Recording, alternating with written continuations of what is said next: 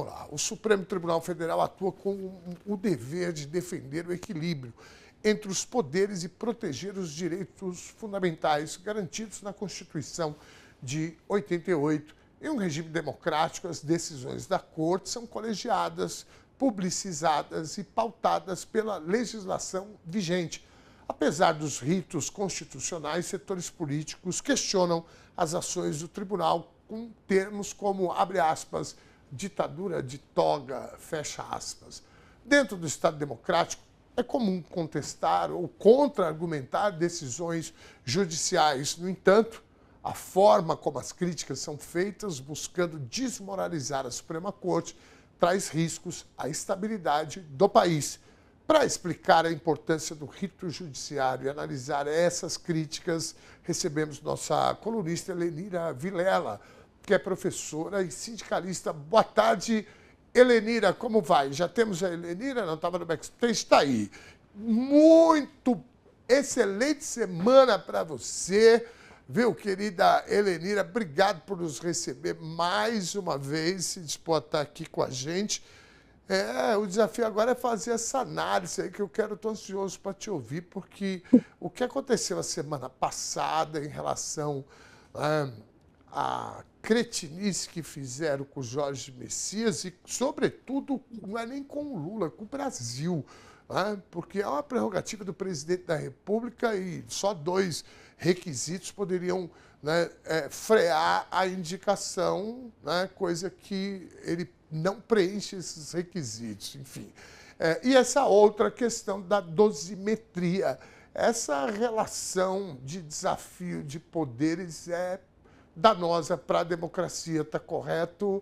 Querida Helenira Vilela, seja bem-vinda. Obrigada, Ernesto, a toda a audiência da TVT. Então, boa tarde, né? A gente viu na semana passada uma movimentação da burguesia brasileira através dos seus empregados no Congresso, então, através do Alcolumbre, do Hugo Mota, em que eles deram mais um passo para estabelecer um processo que eles estão usando na campanha. Então, eles fizeram essas 2 votações casadas, né? O Alcolumbre, ele decidiu, articulou, organizou, conseguiu votos contra o presidente Lula, contra o Brasil, contra o Messias, e para apoiar o PL, aprovar o PL da dosimetria, que na verdade eu gosto de chamar de lei do saidão, né? Os caras que passaram a vida inteira fazendo proselitismo, dizendo que bandido bom é bandido morto, que tem que botar todo mundo na cadeia, que tem que aumentar todas as penas de tudo quanto é crime. Mas aí, quando o criminoso é ele ou é um amigo dele, aí eles querem fazer um saidão. E não se importam de aprovar isso, tendo certeza que isso vai beneficiar outros tipos de criminosos além dos golpistas. Então, eles estão propondo, não é mais a saidinha de um cara que está cumprindo pena e vai visitar a família no Natal e voltar para o regime fechado. A gente está falando de uma liberação, de redução de pena, mas o que eu quero chamar a atenção, Ernesto e audiência, é uma tática que está subjacente a isso e que é muito grave para a eleição que a gente está enfrentando, que é o seguinte: eles fazem isso que você citou, que é a campanha da ditadura de toga, e agora eles estão fazendo propositalmente, tomando decisões nas assembleias legislativas, nas câmaras de vereadores, e inclusive no próprio Congresso Nacional, para obrigar o STF a derrubar, porque essas leis são flagrantemente inconstitucionais. Tem um fio de cabelo no meu nariz. Consegui tirar. Então, essas leis inconstitucionais, elas são aprovadas e a extrema-direita aprova sabendo que o STF vai ter que derrubar, porque a obrigação do STF é exatamente defender a Constituição Federal. Então, eles sabem que ela é inconstitucional, eles vão lá e aprovam. Aí, obviamente, as pessoas que defendem a democracia, o Estado democrático de direito, a Constituição brasileira, entram com ações judiciais no STF e o STF toma a decisão que deveria tomar. Mas o que está aí na tática, implicitamente, é que aí, cada vez que o STF derruba, eles vão lá e dizem: olha só a ditadura de toga, a gente não tem mais democracia porque a gente aprovou a lei e eles derrubam. Só que isso é mais ou menos como se fosse uma criança que pede para a mãe assim: mãe, você deixa eu viajar para a Lua? Mãe, você deixa eu comprar todos os brinquedos dessa loja? Ou seja, uma criança pedindo coisas que ele já sabe que a mãe vai dizer não. Por exemplo, sei lá, na frente do avô, para depois dizer: tá vendo como a mamãe é malvada? Ela não me deixa ter nada, não me deixa fazer nada. E aí, né? Então, eles estão tentando transformar o STF nessa mamãe malvada. Porque eles pedem coisas que eles sabem que são impossíveis, que eles sabem que são ilegais ou inconstitucionais, e depois que o STF derruba, eles usam isso como argumento. Na campanha difamatória, de fake news falsa no WhatsApp, que usa esse pânico moral para dizer tudo que a gente aprova para defender a família, ou o golpista, ou não sei quem, a gente é derrubado pela ditadura de toga. Então, essa é uma tática sórdida, mas ela pode repercutir. A gente tem que se organizar para responder, para deixar explícito de que eles tomam. Então, por exemplo, a lei anticotas lá de Santa Catarina. Quando ela foi aprovada, eles já sabiam que ela era inconstitucional. O Jorginho Melo, ele não sancionou ela e ficou surpreso depois porque ela foi derrubada, né? Agora vai acontecer com aquela exigência que também foi sancionada por ele, da atividade pedagógica de gênero que exige autorização dos pais. Isso é inconstitucional, porque isso é flagrantemente contra o direito da criança ao acesso ao conhecimento. Nenhum pai pode impedir uma criança de ter acesso ao conhecimento. Então, isso é inconstitucional. Mas eles aprovaram porque eles têm qualquer tipo de boa intenção? Não, porque isso serve argumentativamente para eles duas vezes.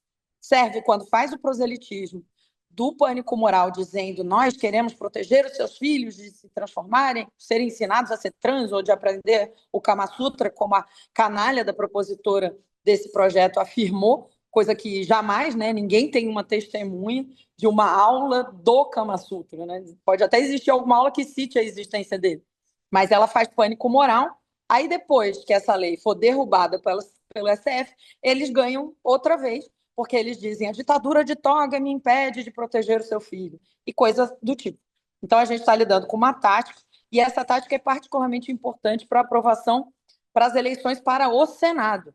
E aí, junto, associo a isso uma denúncia muito grave que a Soraya Tronic fez essa semana, de que o Bolsonaro teria afirmado para ela, categórica e explicitamente, que a intenção dele é aumentar o STF para 17 cadeiras para eles dominarem o país e instituírem a ditadura golpista que eles querem instituir, que eles tentaram no dia 8 de janeiro e não conseguiram, que eles tentaram ao longo dos 4 anos do desgoverno, do pandemônio do Bolsonaro, e agora eles vão tentar ganhar. Então, a esquerda tem que compreender esse processo, ter um discurso para demonstrar que eles estão atuando desse jeito propositalmente para criar uma narrativa e precisa principalmente se organizar para eleger grandes, em todos os estados, senadoras e senadores que tenham um compromisso com a democracia, com o Estado democrático de direito e com o respeito às instituições. E eu não falo nada disso porque eu tenho um apreço monstruoso, já conversamos aqui, a gente sabe que o judiciário num Estado capitalista burguês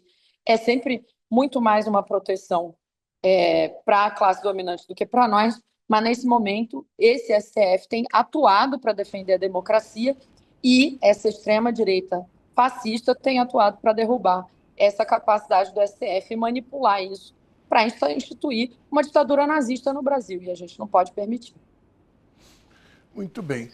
Lenira, sabe que essa articulação em torno das eleições no Senado Federal ficou bem claro a intenção da extrema-direita já há algum tempo. Eles falando muito sobre isso, e isso acabou ficando um pouco mais desarticulado. Eu acho que até por conta do diálogo do governo, do PT, de outros partidos, para montagem de chapas e etc. Então, a gente tem acompanhado as pesquisas, não vai ser uma coisa tão fácil assim para eles, até porque o bolsonarismo já não tem aquela força, aquela onda, né, eleitoral como teve em 2018 e 2022, também majoritariamente, foi absurda a votação que o Jair Bolsonaro teve, mesmo com todas as traquinagens, para ser bem bonzinho aqui, que ele cometeu, né, no período eleitoral, na campanha. Mas o que ficou claro é que eles já entenderam que a disputa não vai ser tão fácil assim, né, pelo Brasil em relação ao Senado também. Estão imaginando que a campanha majoritária para a presidência, talvez eles tenham chance ali e que aí com uma canetada do, né, possível presidente Bolsonarinho, que eles poderiam alterar essa questão do número de ministros da Suprema Corte. O Bolsonaro dizia isso em 2022, né, de forma tímida, tal, mas esse é o caminho deles. Você sugere que o campo progressista, o campo democrático, né, e isso inclui, obviamente, né, os progressistas, enfim, a direita democrática, quem tem juízo, né, e respeito e apreço pela democracia e entende, né, o desastre que seria isso para o país, de ter uma tática, de ter, né, uma estratégia e pensar isso numa perspectiva eleitoral. Essa costura, você acha que já está acontecendo? Eu vi pesquisa, a Manuela Dávila, lá no Rio Grande do Sul, né, com um desempenho muito bom, aqui em São Paulo, a Tebet, em outros estados também. Você acha que já está acontecendo uma movimentação? E se essa movimentação deve também ser compartilhada com a militância e o eleitorado, acima de tudo, né, apontar para a sociedade brasileira o risco que a gente corre, falando em democracia? Não, com certeza, a gente tem um processo em que a gente vê o presidente Lula, o Edinho, o presidente do PT, os presidentes dos partidos, as lideranças no Congresso já estão atuando, tanto para a gente ter chapas importantes. No Rio de Janeiro, por exemplo, a gente tem boas chances de eleger Benedita da Silva. No Paraná, a gente tem boas chances de eleger a Gleice Hoffmann. Aí em São Paulo, a gente tem boas chances de eleger a Tebet, a Marina, a própria Soraya Tronic veio para o PSB para se candidatar pelo campo democrático. Então, a gente tem uma construção nacional a partir dos partidos, das lideranças parlamentares, para que a gente tenha, sim, chapas competitivas. A gente precisa contar para as pessoas, inclusive, que elas vão votar para 2 candidatos a senador e não apenas um.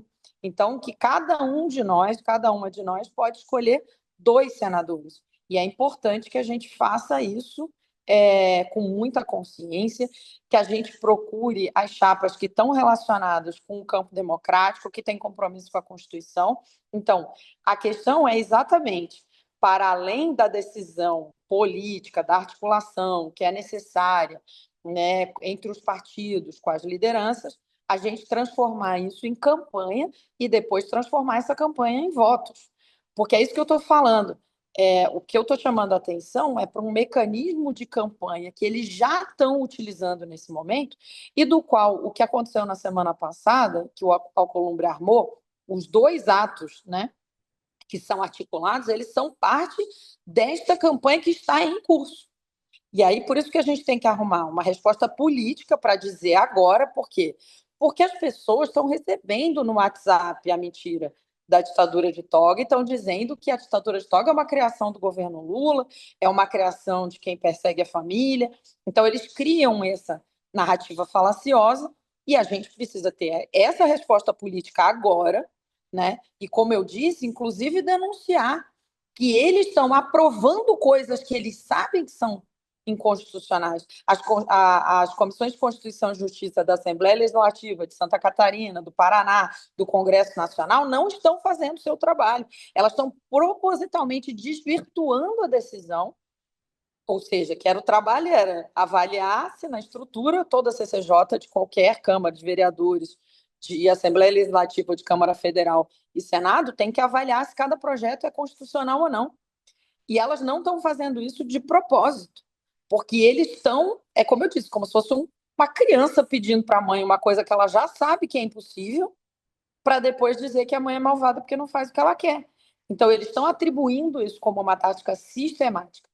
Então, a articulação está acontecendo. A gente tem candidaturas muito boas, em alguns lugares a gente ainda precisa fechar as chapas, como no Ceará, por exemplo, onde é importante, né? Na eleição passada a gente elegeu o Camilo Santana como senador, esse ano a gente tem que eleger um outro senador do campo democrático, por exemplo. Mas isso tem vários estados em que esse processo ainda está acontecendo. Mas, para além da articulação, a gente tem que fazer a militância se abraçar, entender que não dá para pedir um voto para o Lula que não venha junto associado a pedir voto para o senador, para a senadora, para dois, que a gente precisa sempre ter dois, né? E que agora são todas pré-candidaturas que estão colocadas, como essas que eu falei, da Benedita, da Gleisi, da Simone Tebet, muitas mulheres, o que me deixa muito feliz, muitas mulheres de luta, de esquerda, feministas, que têm compromisso com o destino do país, e a gente fazer campanha casada, e explicar para as pessoas que não pode votar se a pessoa faz parte do partido do campo antidemocrático, do campo anticonstituição, do campo que defende manter a escala 6x1 e as pessoas sem dia de descanso, do campo que não permite que a gente faça a votação do PL que criminaliza a misoginia e por aí vai. Então, esse é o processo. Você, né, que está nos assistindo agora, que é da audiência da TVT, conversar com as pessoas que não são audiência da TVT e explicar isso para elas, que essas pessoas estão recebendo no WhatsApp, no grupo do futebol, no grupo da associação de moradores, do condomínio, eles estão recebendo as pseudo-denúncias do que seria a ditadura de toga, e a gente tem que demonstrar isso para elas. Isso é uma tática desleal, isso é uma tática mentirosa, isso é uma tática para mobilizar o pânico moral. Então, a gente tem que explicar para elas, olha, essa lei é inconstitucional desde o início, ela jamais poderia ter sido aprovada. Não é o STF que tem que ser criticado porque está derrubando leis inconstitucionais. São as assembleias legislativas, o Senado, que estão aprovando leis inconstitucionais, que não estão fazendo o seu trabalho e que precisam ser denunciados, porque isso é proibido.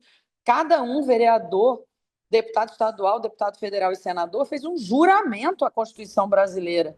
E eles estão desrespeitando isso de maneira flagrante por uma decisão política para criar uma narrativa que, ao fim e ao cabo, quer justificar a instalação golpista de um país, né, de acabar com a ditadura, com a democracia de um país.